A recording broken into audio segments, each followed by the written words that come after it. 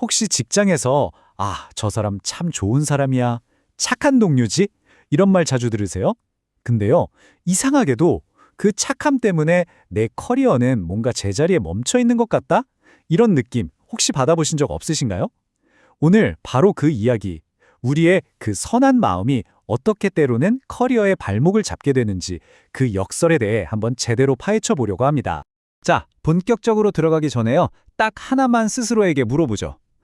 그때 거절했어야 했는데 하다가 결국 내일 다 놓쳐버렸던 경험. 혹은 굳은 일은 내가 다 도맡아 했는데 결국 아무도 알아주지 않아서 서운했던 바로 그 순간. 어떠세요? 아마 많은 분들이 지금 내 얘긴데 하면서 고개를 끄덕이고 계실 것 같아요. 자, 그럼 이게 대체 무슨 얘기인지 구체적인 사례를 하나 보면서 얘기를 풀어가 볼게요. 여기 광고 대행사에 다니는 2년차 직원이 있습니다. 이름은 이지은. 동료들 사이에서는 별명이 착한 지은이래요. 바로 이 지은 씨의 이야기입니다. 이 지은 씨는요, 진짜 동료가 뭘 부탁하면 거절을 못해요. 아니, 자기 일이 막 산더미처럼 쌓여 있어도 말이죠. 한 번은 이런 일도 있었어요. 선배가 와서 이거 급한 건데 좀 도와줘 하니까 그걸 또 붙잡고 있다가 결국 자기 일은 뒷전이고 선배 보고서 끝내주느라 밤 11시까지 야근을 한 거예요. 그래서 결과가 어땠을까요? 네, 예상하시는 그대로입니다. 남들 일 도와주느라 정작 자기 핵심 프로젝트는 새벽 3시가 넘었어야 겨우 끝낸 거예요.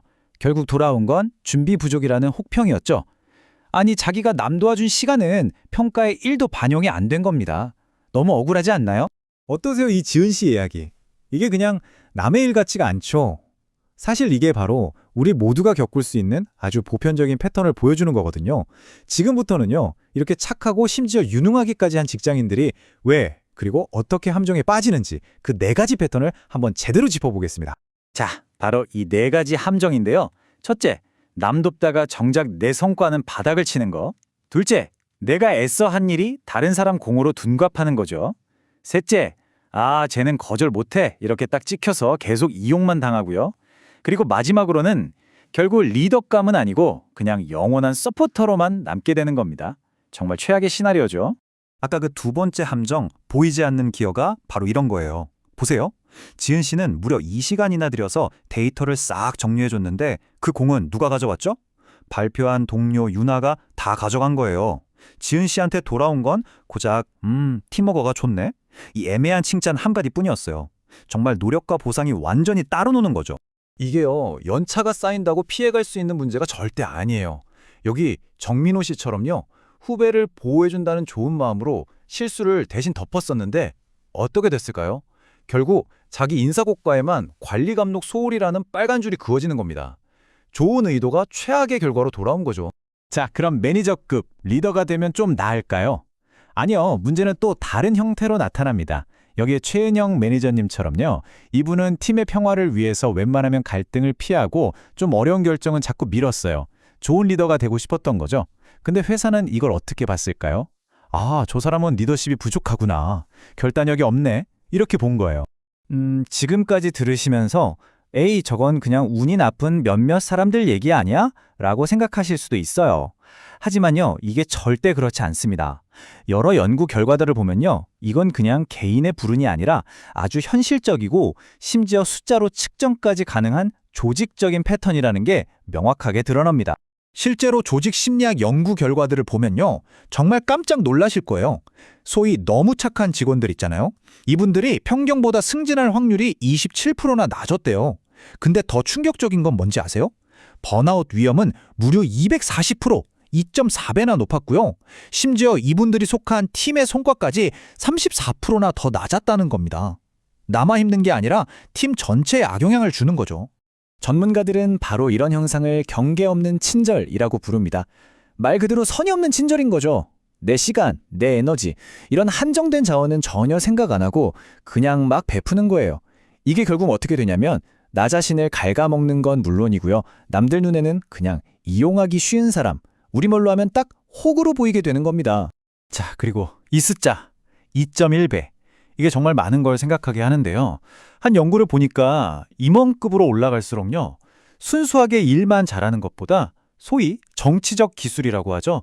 관계를 만들고 네트워크를 관리하는 능력이 무려 2.1배나 더 중요하게 평가받더라는 겁니다. 그러니까 실력만으로는 넘을 수 없는 벽이 분명히 있다는 거죠. 자, 그럼 어떡하라는 걸까요? 지금까지 문제점만 잔뜩 얘기했는데 해결책이 있어야죠. 그럼 이제부터 그냥 나쁜 사람이 되기로 결심해야 하는 걸까요? 절대 아닙니다. 핵심은요, 착함이라는 우리의 가치를 버리는 게 아니에요. 그게 아니라 그 순진한 친절을 한 단계 업그레이드해서 전략적 친절로 바꾸는 겁니다. 그럼 이 전략적 친절, 대체 어떻게 하는 걸까요? 방법은 생각보다 간단합니다. 우리가 아까 봤던 그 4가지 함정 있죠?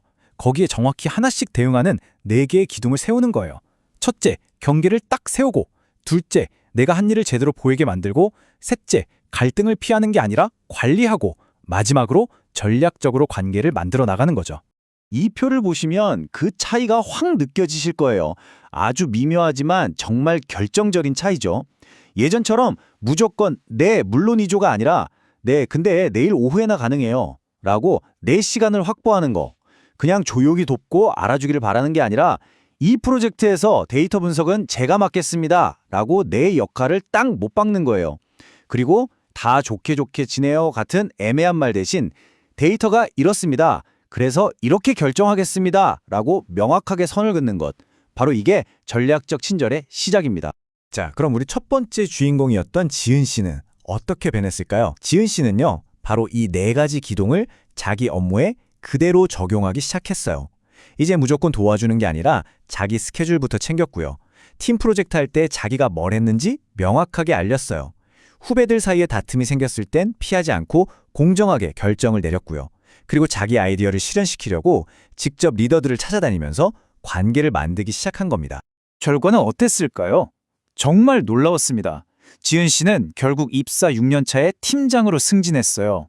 이제 회사에서 지은 씨는 더 이상 착하기만 한 지은이가 아니었어요. 일 잘하고 똑 부러지는 리더, 이지은으로 완전히 인정받게 된 거죠. 이게 바로 핵심적인 변화입니다. 착함을 버린 게 아니라 착함을 제대로 쓴 거죠. 그리고 이런 변화가요, 그냥 개인의 성공으로만 끝나는 게 아닙니다. 연구 결과를 보면 이런 전략적 친절을 실천하는 리더가 이끄는 팀은요, 그렇지 않은 팀보다 성과가 무려 42%나 더 높았다고 해요. 당연히 리더 개인에 대한 평가도 평균 이상이었고요. 결국 무슨 얘기냐면 똑똑하게 착한 것이 나뿐만 아니라 우리 팀 전체를 위한 최고의 윈윈 전략이라는 겁니다. 자, 이제 오늘 이야기의 마지막 질문을 던지려고 합니다. 여러분의 그 친절함, 그 착한 마음은요, 의심할 여지 없이 정말 소중한 강점이에요. 하지만 혹시 그 엄청난 강점을 그냥 엉뚱한 곳에 낭비하고 있지는 않으신가요? 이제는 한번 진지하게 고민해봐야 할 때입니다. 내 가장 큰 자산인 이 착함을 과연 어디에 어떻게 투자할 것인지 말이죠.